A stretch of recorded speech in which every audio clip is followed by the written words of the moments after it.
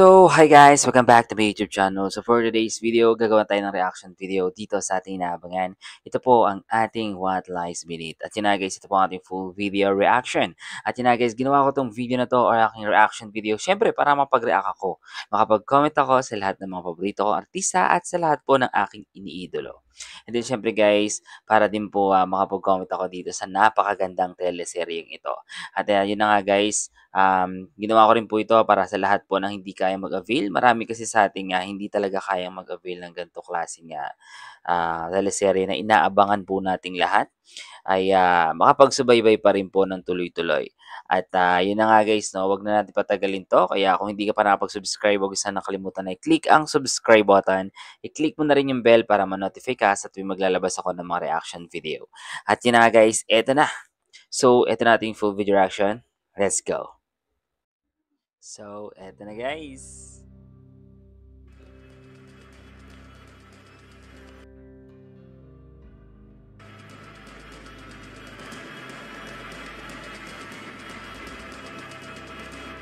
Sino kaya to? Baka yung isip ko kasi ito yung kasama. What the heck? Aray! Okay ka lang? Attorney, okay ka lang? Siya talaga tinatanong niyo? Tignan mo ginawa mo, bitch! Bitch, kung hindi mo kasi na-stalk, di yan mangyayari sa'yo. Stalker? Taga dito rin ako. Psycho! Pagkamalan. Tara na, sir.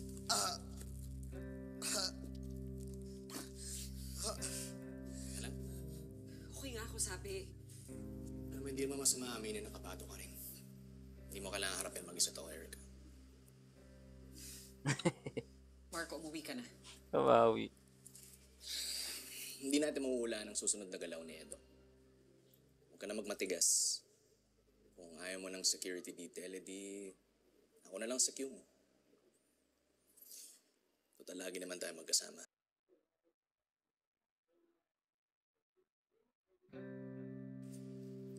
Umuwi ka na, Marco. Ito ang totoong si Edo. No?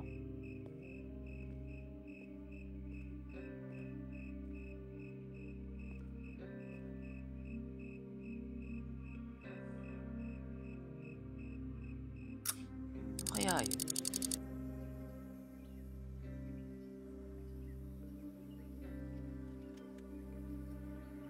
Susi. Susi doon sa junkyard ng tiyuhin ko. Nasa abroad lahat ng anak nun. Walang gustong umasikaso nung namatay siya ng 1 buwan. Panigurado, walang tao doon. Pero bakit ano? Tunga mo na magpalamig. Guys, nahihiwagaan lang ako, no? Bakit kaya tinutulungan si Edong ng pulis na to? Bakit siya tinulungan makatakas? No? Bakit parang protektado niya? Yun ang iniisip ko. Nagbabayad utang lang, Santiago. Kundi dahil sa'yo, baka napuruhan na ako nung huling riot sa Bagong Bayan. Siraulo ka.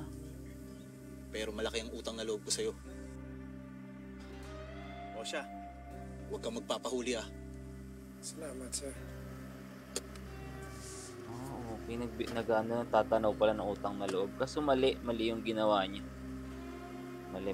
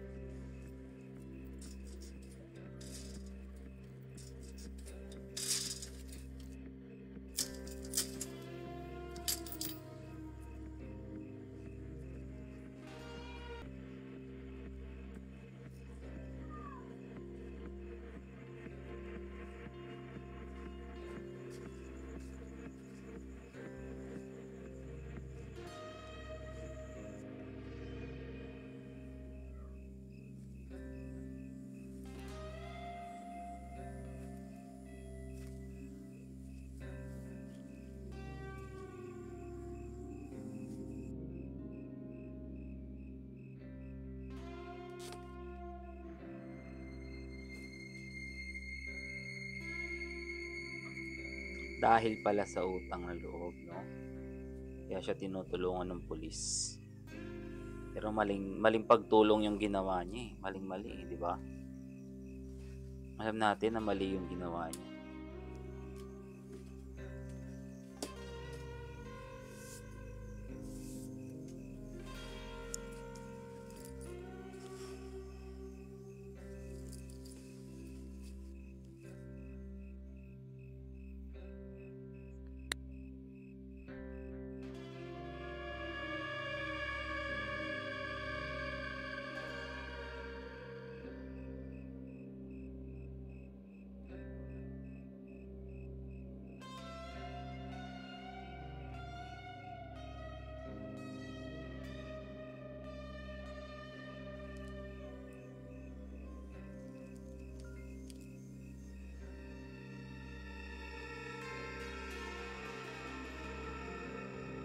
Lahat ng mundong ito, Ito na yung Biblia. may kanya-kanyang panahon. May kanya Ay, ito yung ito yung Biblia na parang merong nilagay niya dyan yung larawan ng pamilya. Diba yung pamilya nung hinabol niya? kanyang oras. Ang panahon ng pagsilang at panahon ng pagpatay. Ay, grabe. Panahon ng pagtatanim at panahon ng pagbunot ng tanim. Ang panahon ng pagpatay. Grabe. Grabe yung dinaanan ni Luisa. Panahon Kaibigan ng nila. pagpapagaling. Ang panahon ng paggiba at panahon ng pagtatayo. Ang panahon ng paglupa. Panahon ng pagtawa.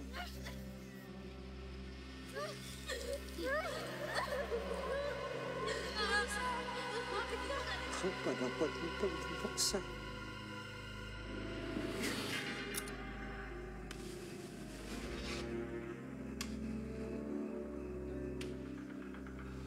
Panahon ng pagdiriwang. Grabe. Guys, yun yung isang pinagtataka ko rin. Hindi ko pa rin or hindi pa rin malinaw kung bakit pinaslang or pinatay yung kanyang yung kaibigan nila na si Luisa. Hindi pa talaga malinaw kung ano yung punot dulo or bakit nga ba yun nangyari. 'Di ba? Wala pa talaga. Ano ka to? Luisa! Hindi pwede! Pare-pareha sila. Luisa, Ay. Papakita sa kanya si Huwag kang Luisa. papayag na may susunod pa sa akin. Legit ba? Ang creepy. Creepy nito, guys. Pakita si Luisa. Okay. Nagpakita sa panaginip.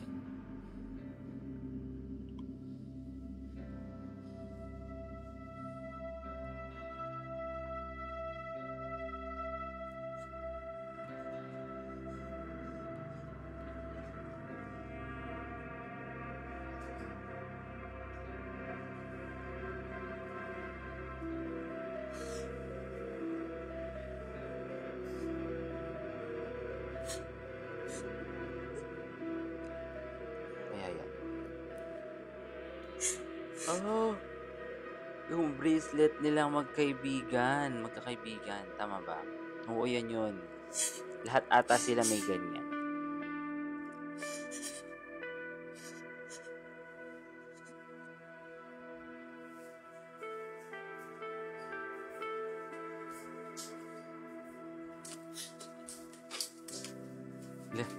Mukhang kukunin din niya. Ang galing, no?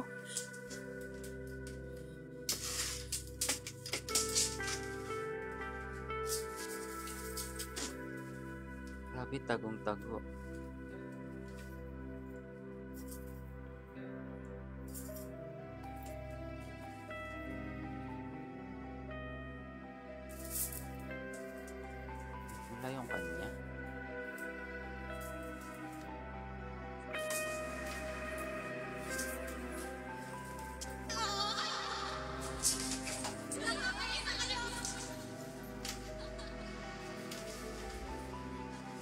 Parang wala yung kanya. Ayun. Son mo? Ano naman? Guys, ayan yung ano eh, ayan yung tunay na magkakaibigan talaga. Kumbaga tingnan mo hanggang pagtanda nila, ay sila pa rin yung magkakaibigan, pati yung tulad niyang bracelet na parang naging ugnayan nilang lahat, 'di ba? Yung parang palatandaan nila. Nasa kanila pa rin. Ang grabe ang ano, ang ganda, ang ganda.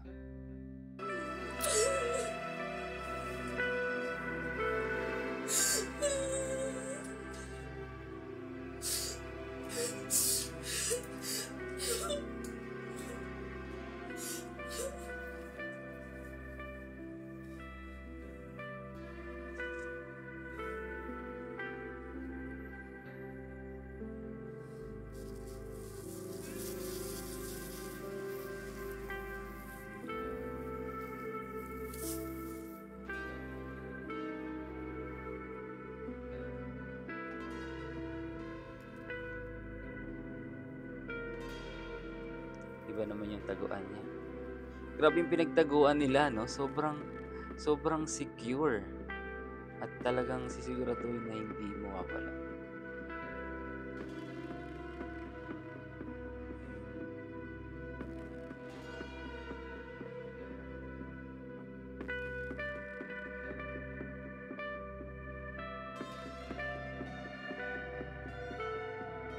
Ano nga pangalan nito? Nalimutan ko yung name niya na naman.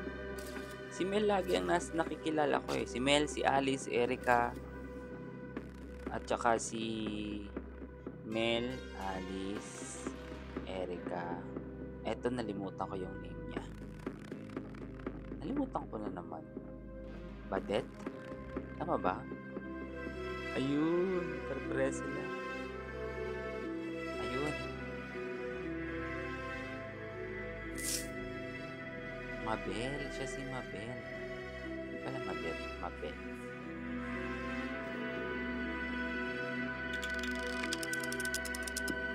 Opo, ito po yung relo ni Luisa. Di ba? Nagsinungaling siya. Alam niya sa sarili niya na nagsinungaling siya. Guys, ayun lang yung ibang mali ng ibang tao, no? Or ibang tao na nag-iisip na para lang magkaroon ng hustisya kahit hindi naman yun. Tulad ng ginawa nila, nabigyan nila ng hustisya si Luisa. Ngayon nga lang, sa iba nila ibinintang, 'di ba? Alam nila sa sarili nila na mali yung ginawa nila, pero ginawa pa rin nila. Hindi sila sigurado, ganun, 'di ba? Kawawa naman yung hinusgahan nila.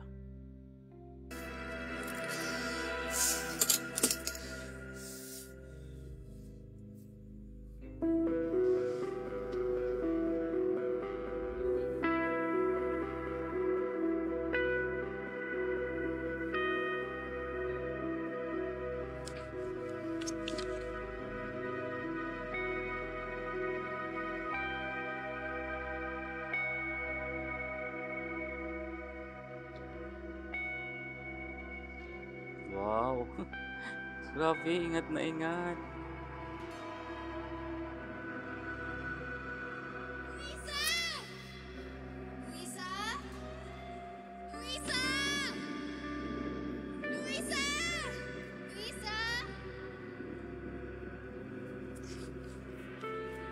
Ano yan? Luisa! Huwag kang papayag na may susunod pa sa akin.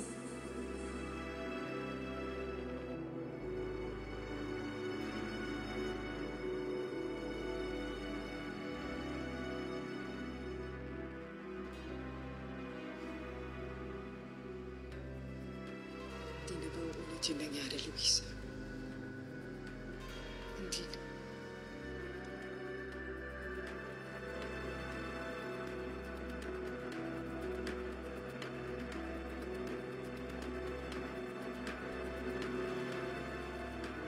Luisa. Si Luisa. Bata po ako. Sige po, kwento niyo na po lahat ng nangyari. Lahat ng naaalala ninyo. Importante lahat ng detalye. Nung una po na makilala namin yung ex niya, okay naman po siya. Mabait, malambing. Pero napansin din namin na mabilis uminit yung ulo niya. Na sobrang selosa. Kaya lagi silang nag-aaway. Kasi nasasakal na kasi siya sa sobrang selosa ng babae. Kaya nagdesisyon na rin siyang makipaghiwalay na. Kaya lang ayaw tanggapin ng babae. Sobrang obsessed siya sa anak ko. Kahit saan siya magpunta, sinusundan niya. Sa grocery, sa trabaho, pati sa simbahan. Minsan nga, 1:00 ng madaling araw, nagpunta yun sa bahay. Nag-iwan ng bulaklak ng patay dun sa ibabaw ng sasakyan niya.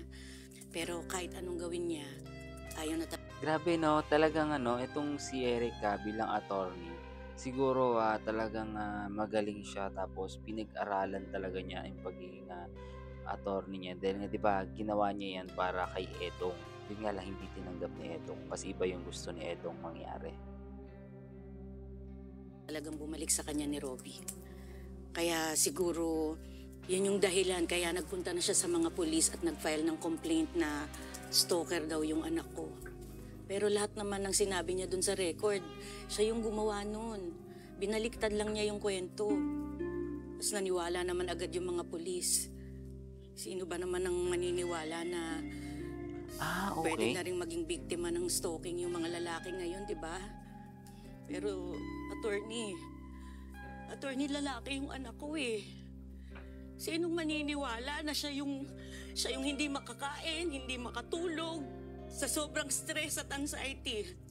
Sinong maniniwala na hindi na siya makalabas ng bahay dahil sa takot na baka nandun yung babae, na baka anong gawin sa kanya anytime?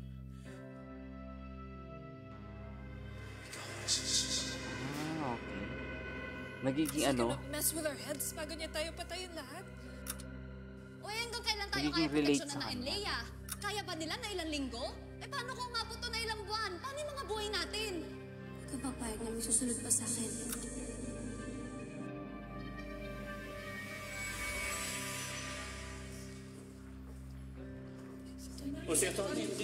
Attorney, may bagong lead na po ba sa kinaroroonan ng tax sa peso?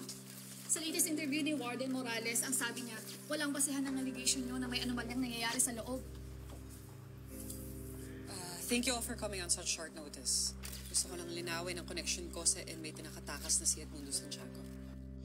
Ang nangyari pala, itong si Erica, dun sa sinabi ng babae, nakarelate siya.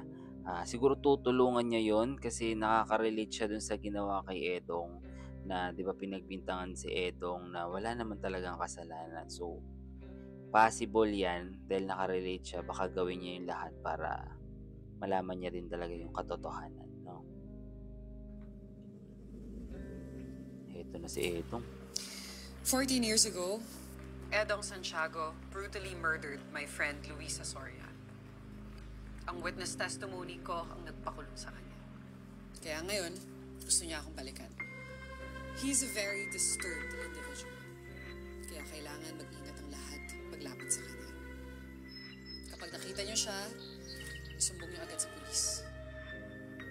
Edong, huwag na natin patagalin to. Ako ang pakay doon. Huwag ka naman dami na ibang tao. Huwag ka magtago. Huwag kang duwag.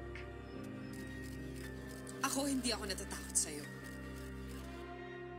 Kung ako ang gusto mo, nandito ako.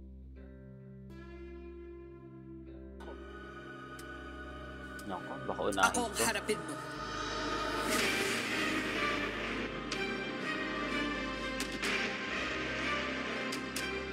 Naku, baka nga siya unahin, no?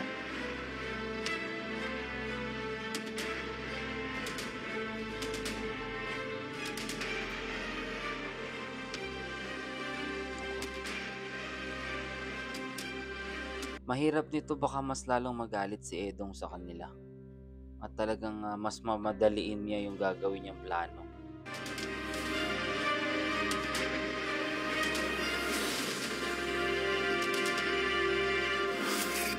Naka-jacket na guy, si Edo Santiago. Sabi ng mga pulis, nakatakas daw siya. At Gusto niya ng revenge. Iba nga, sila na yung mga baddies na nagpakulong sa kanya. Ako hindi ako natatakot sa'yo. Ako ang harapin. Eh, sa ginagawa niya magagalit lalo si Edong eh. Priority ko, pigilan ko sa mga plano ni Edong. What if we're wrong? Sa pagpapakulong kay Edo. Hindi tayo ang dapat sinisisi kapag ang mga lalaki nawawala sa sarili, nai-insecure, nagagalit o nababaliw. Kaya kung ano man yung iniisip dyan ni Ed, problema niya na. So yun na nga guys, hanggang dito na lang muna ating reaction video dito sa ating inaabangan. Ito po ang ating What Lies Beneath at maraming salamat po sa inyo lahat dyan. At sa lahat po ng hindi pa nakapag-subscribe dito sa ating channel, huwag sana nakalimutan na i-click ang subscribe button. I-click mo na rin po ang bell para ma-notify ka sa tuwing maglalabas ako ng mga reaction video. Thank you so much again. And syempre guys, always have a nice day and God bless you all.